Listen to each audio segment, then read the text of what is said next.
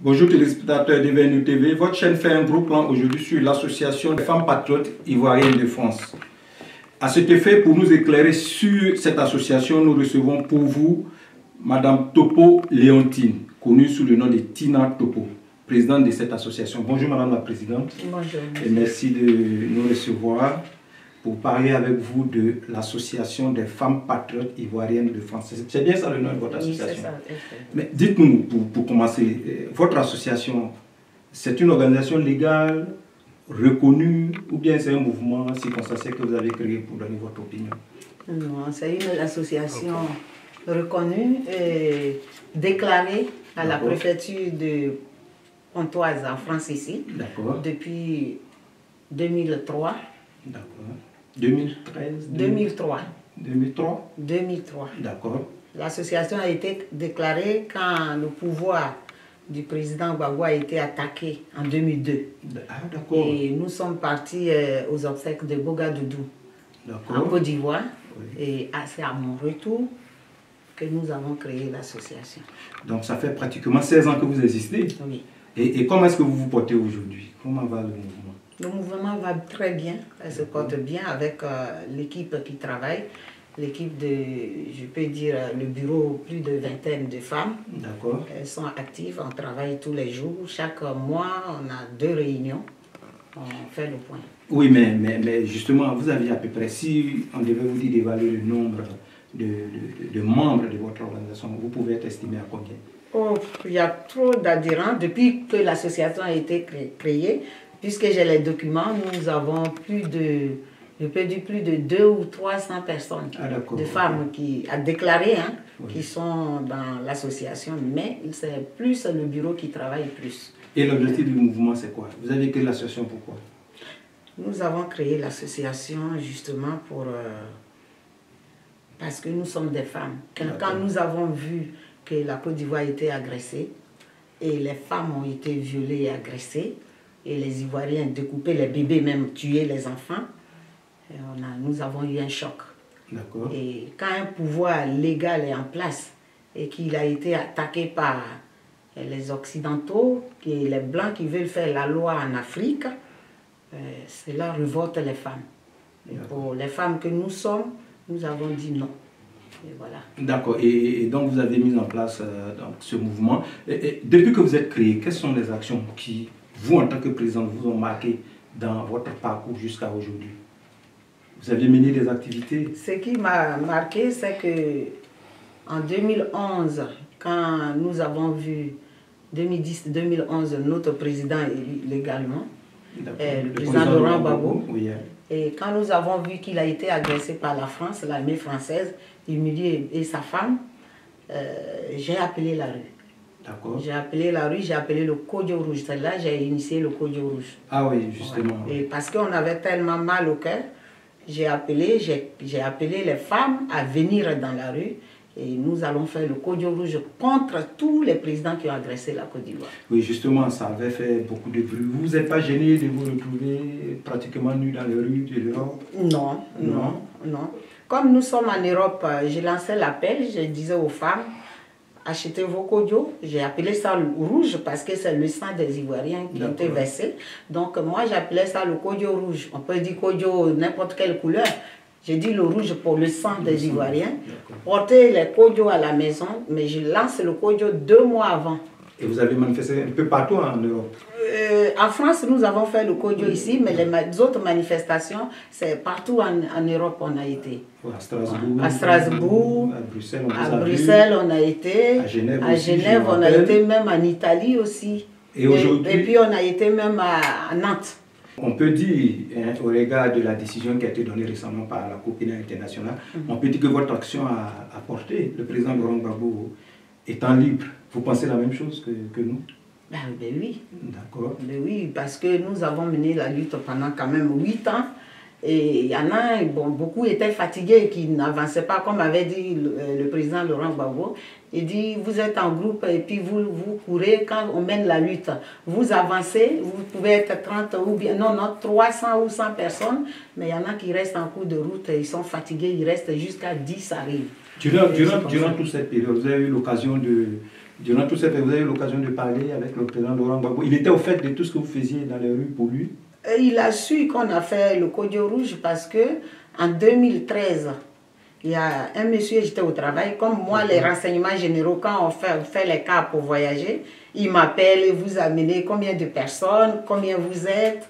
Et je leur dis, mais je ne sais pas, les Ivoiriens arrivent, on ne peut pas les compter un à un. Donc souvent, ils sont derrière. Alors un blanc m'a appelé, j'étais au travail, et il me disait, vous êtes Madame Topo? Et c'était Alain Capot, c'est comme ça que je l'ai connu. Et j'ai dit, oui, c'est moi, Madame Topo, qu'est-ce qui se passe? Il dit, mais il y a le président Laurent Gbagbo, c'était en juin, qui a pas, juin 2013. 2013, oui, le président Laurent Gbagbo a parlé pendant 10 minutes de vous et il m'a demandé, vous connaissez la dame? Parce qu'il apprenait qu'on faisait le Kodio Rouge ici, les femmes. Et il a dit, non, je ne la connais pas, c'est là, il a dit, bon, faites tout pour la voir et dites-lui merci de continuer le combat. Voilà ce que M. Alain Capot m'a dit au téléphone. Mais j'étais méfiante, je ne voulais pas trop lui parler parce que je ne sais pas quel blanc qui me parlait. Et il m'a dit, je vous envoie mon mail et c'est ce qu'il a fait. On a fait les recherches avec mon mari et puis on a trouvé qu'il était avec le président Laurent Gbagbo. Sur les photos, les images, c'est là que je l'ai connu après. Il est venu, on s'est vu. Vous avez eu l'occasion de rencontrer le président Gbagbo? Oui, je l'ai vu tout récemment, je l'ai vu en 2018.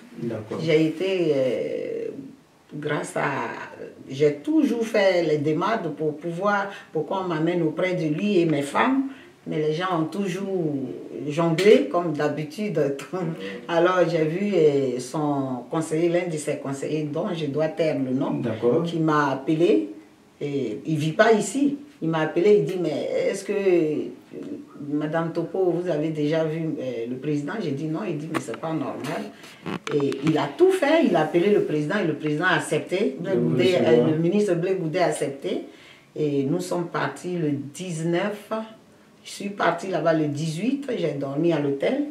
Et le matin, nous sommes partis, mon rendez-vous était long, j'étais satisfaite parce que ni Blé ni le président n'avaient pas eu autre rendez-vous que mon rendez-vous. C'était super. Voilà, et nous sommes partis, ils m'ont reçu de 9h30. J'ai mangé avec eux jusqu'à 15h.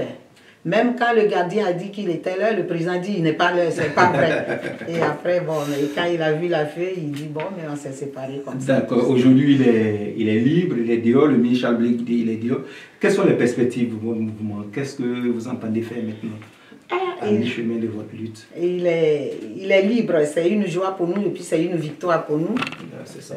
Justement, c'est pour ça que c'est une joie parce que les femmes, on s'est retrouvées, on a fait une réunion et les femmes ont demandé qu'on fasse un pagne au nom du président. Justement. Pour l'accueillir. Le pagne qui est là, que vous avez dit, voulu nous découvrir avec, d'accord. Voilà. Il faut qu'on fasse un pagne au nom avec la photo du président. J'ai appelé en Hollande. L'Hollande ne voulait pas. Et moi, j'ai appelé Abidjan. Et j'ai appelé une wax, bien sûr. J'ai dit, je veux un pagne, mais en wax. Mais avec la photo du président. Et la photo que je leur avais donnée, c'était une photo où le président avait la main en air, comme Nestor Mandela, c'est ce que je voulais. Et ils ont dit non, là, avec les images, la photo peut, la main et le bras peuvent être coupés. Et ce sont eux-mêmes qui ont choisi cette photo. Et nous avons fait sortir le pagne, ça fait même pas longtemps, le pagne est sorti il y a 2 semaines et demie. D'accord. Ouais. Nous allons parler un peu de ce pagne justement, mais pourquoi est-ce que la Hollande a refusé de produire ce pagne? Parce que comme je ne suis pas une commerçante, et avec eux il faut une grosse quantité et pour distribuer aux commerçants dans le monde entier, voilà. Donc moi, comme j'ai une association et puis c'est une petite quantité de pagne. Justement, pourquoi vous avez créé ce pagne?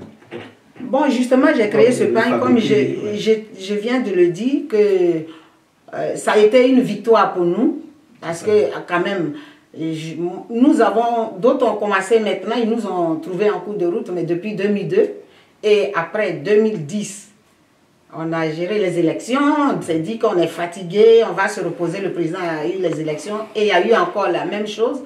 Et nous sommes restés dans la rue jusqu'à aujourd'hui. Il y en a qui sont... On a perdu beaucoup de personnes. Les filles comme les hommes. Beaucoup sont morts par crise cardiaque, d'autres sont partis par AVC.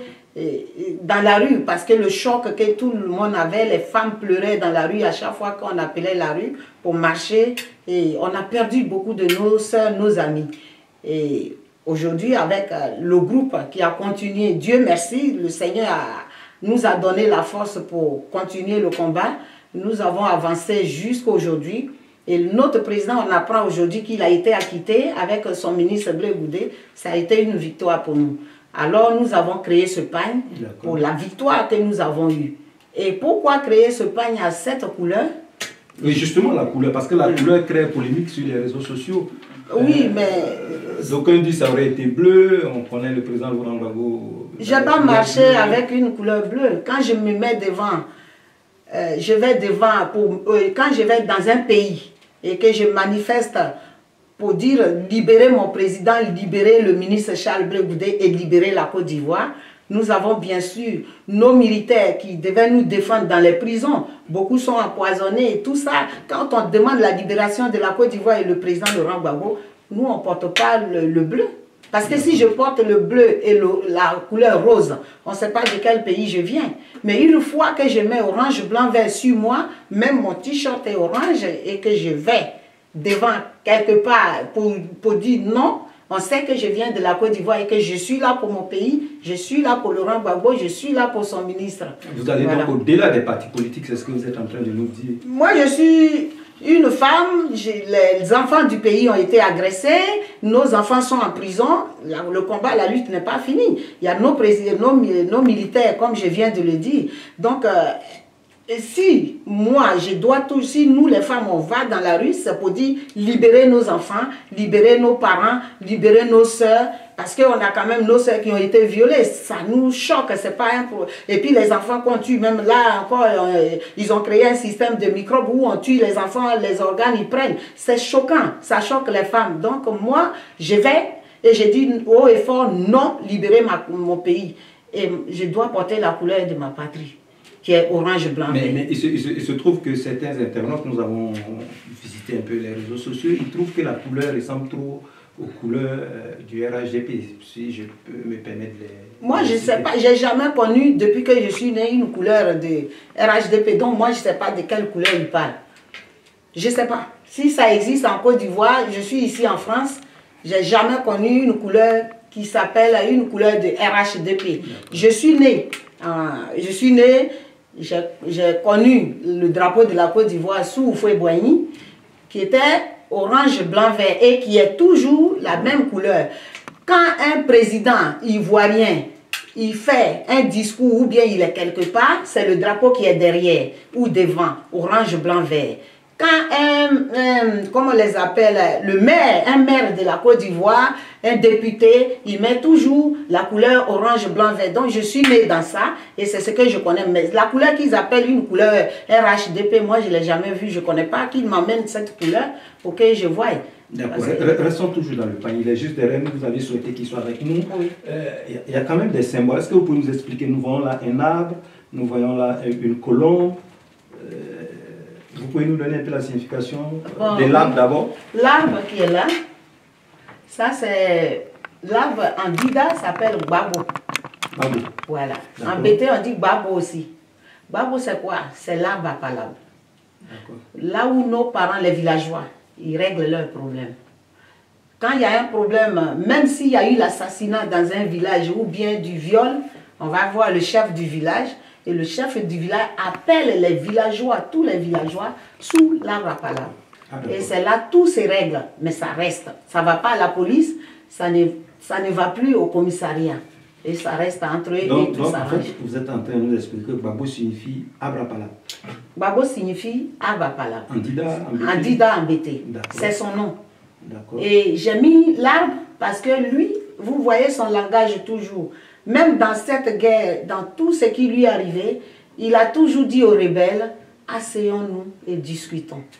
Il ressemble à son nom, et c'est son nom. Il est l'arbre à palabre et il aime régler ses problèmes avec ses frères et ses parents, ses soeurs, sans que ça aille loin. D'accord, il y a aussi une colombe, très rapidement. Oui, une colombe. La colombe, c'est une colombe qui annonce la paix. qui ne connaît pas cette histoire dans la Bible. Une colombe qu'on donne un message de paix et qui annonce la paix.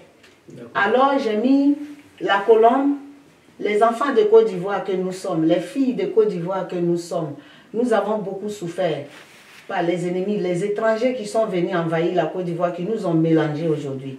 Et ils mettent les palabres entre nous pour dire oui, toi il faut ça, Gbagbo est comme ça, toi tu n'es pas ceci. Aujourd'hui on n'avait pas, beaucoup n'ont pas compris. Au nord, surtout ceux du nord, ont été vraiment manipulés et trompés. Aujourd'hui, ils comprennent. C'est les mêmes personnes du Nord qui foutent dehors, qui dorment au cimetière en Côte d'Ivoire. D'accord, ok. Voilà. Donc là, la colombe envoie la paix pour tous les Ivoiriens. D'accord, donc l'orange blanc vert pour les couleurs nationales. Oui. Mais il y a aussi des écritures quand même qui sont frappantes sur ce pain. L'homme fort de l'Afrique. Donc l'orange, c'est la couleur nationale, nous avons compris. Voilà. Mais expliquez-nous très rapidement, l'homme fort de l'Afrique, Gbagbo Kafissa. Qu'est-ce que vous voulez dire, l'homme fort de l'Afrique? L'homme fort de l'Afrique, Gbagbo n'aime pas s'inventer. Mais quand on voit le travail de quelqu'un et sa façon d'être, on peut lui donner un nom. Peut-être qu'il ne va pas aimer ce nom, mais moi je comprends. Voilà. Mais moi j'ai dit l'homme fort de l'Afrique parce que Gbagbo, il n'a pas... C'est pas un fuyard, c'est pas quelqu'un qui tremble devant les faits. Nous avons eu l'histoire de Thomas Sankara qui a été agressé par son propre ami. Bon, peut-être la pression des Blancs était sur lui, mais lui, c'était pas ça. Le cas de Kadhafi a été surpris par Sarkozy encore, ça n'a pas été ça, comme les Lumumba qui ont été tués. Mais lui, le président Gbagbo, pour simple élection, depuis des années, il est venu au pouvoir depuis 2002. Les Français l'ont menacé. Ils l'ont effrayé, ils ont tout dit, mais il est resté toujours calme et il a voulu que son peuple sache ce qui se passe en Afrique. Il a voulu, ce n'était pas parce qu'il ne voulait pas quitter le pouvoir, mais il voulait faire comprendre au monde entier qui est le blanc, la peau blanche, le colon, qui est le français aussi. Et il fallait qu'il reste là, il est resté. Il s'est entêté, mais il le faisait pour nous. Et les gens voulaient prendre notre pays pour donner un autre nom à la Côte d'Ivoire. Mais il a voulu défendre son peuple et la Côte d'Ivoire. Et c'est comme ça qu'il est resté. Donc il n'a pas fui.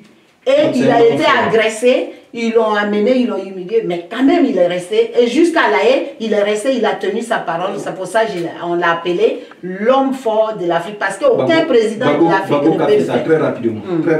Gbagbo Kafissa, Gbagbo est mieux. Gbagbo ne pille pas dans les caisses de l'Afrique.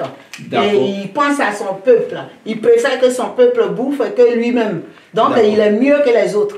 Voilà pourquoi il est bien pour les Ivoiriens. De l'Afrique, dans les couleurs nationales orange, blanc et vert. Mais quel est le nom de ce pagne? Et à quelle occasion on doit le porter? Gbagbo, le pagne, c'est un pagne de la paix. La victoire et la paix. Le pagne, la victoire et la paix. C'est la dénomination. Parce que nous avons eu la victoire. Et il est pour la victoire que nous l'avons créé. Et il est la paix pour tous les Ivoiriens. Voilà. Et les Africains. Et à quel moment on doit porter ce pagne pour vous? On doit le porter, ce pagne, on l'a préparé tout simplement pour la libération. Le jour où le président va rentrer en Côte d'Ivoire, ce serait l'uniforme des femmes patriotes, mais en même temps tous les patriotes et les enfants, filles et fils de Côte d'Ivoire. Même les Africains qui ont lutté, qui ont mené le combat avec nous, doivent se mettre dans ce pagne. Donc il est national et international. D'accord. Et donc ceux qui voulaient se procurer de ce pagne, que ce soit bien en France, en Europe, et surtout en Côte d'Ivoire, surtout qu'il est fabriqué en Côte d'Ivoire, comment est-ce qu'on peut se procurer ce pagne? Le pagne, il y a des numéros sur les réseaux. Hein. Et le pagne est basé, il est à France ici, il est vendu aussi ici comme en Côte d'Ivoire. À Koumansi, à Angré, 8e tranche, le pagne est là-bas. D'accord, ok. Nos téléspectateurs pourront suivre tout à l'heure les numéros des différents points de contact. Donc ils n'ont qu'à appeler pour passer leur commande, c'est ça? Oui, ils n'ont qu'à appeler. Ok, et pour finir, le coût du pagne, c'est combien? Le pagne ici, parce que comme je le dis, on devait le vendre. C'est un wax Oudil. Oudil, d'accord. Nous l'avons vendu à 60 € pour rectifier un truc. Pourquoi 60 €? Tous les kilos sont venus par vol, ce n'est pas venu par le bateau. Ah, oui, du coup, nous avons les dettes pour le transiteur.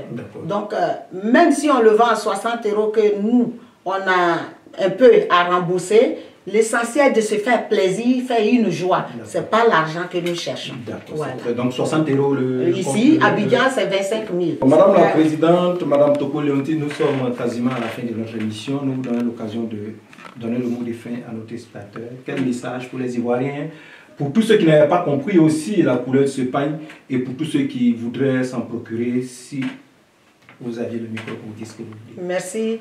J'ai dit merci aux Ivoiriens. Je vois sur les réseaux ceux qui attaquent le pain. Bon, c'est les gens, pour moi, qui n'ont pas envie de voir le retour du président, dont je ne considère pas. Et je n'ai pas de problème avec d'abord le FPI, parce que le FPI, c'est un parti de mon président que je respecte beaucoup.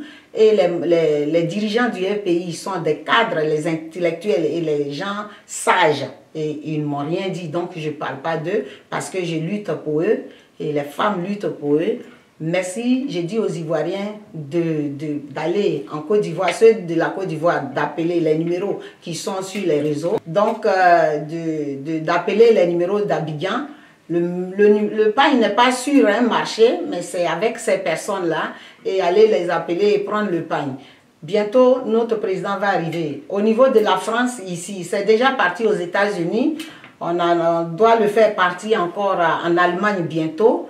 Et les gens appellent un peu de partout et ils ont le pain et c'est pour attendre notre arrivée. Nous, on ne fait pas de concurrence avec quelqu'un ni aucun parti politique. Le pain n'est pas pour un parti politique, c'est un pain des patriotes, des Ivoiriens. C'est pour notre patrie. Tous les enfants de Côte d'Ivoire doivent se procurer de ce pain pour accueillir le président et son ministre le jour où il rentrera en Côte d'Ivoire. Téléspectateurs de VNU TV, merci de nous avoir suivis. Vous pouvez appeler à ces numéros qui défilent sur votre petit écran pour passer la commande de votre pain, pour pouvoir vendre le pain dans votre pays si vous le voulez bien. Madame la Présidente Toko Leontine, merci d'avoir accepté notre invitation. Le plaisir a été pour nous. Merci. Amis de VNU TV, merci de nous avoir suivis pour ce premier numéro de Gros Plan et prenons rendez-vous pour notre prochaine édition.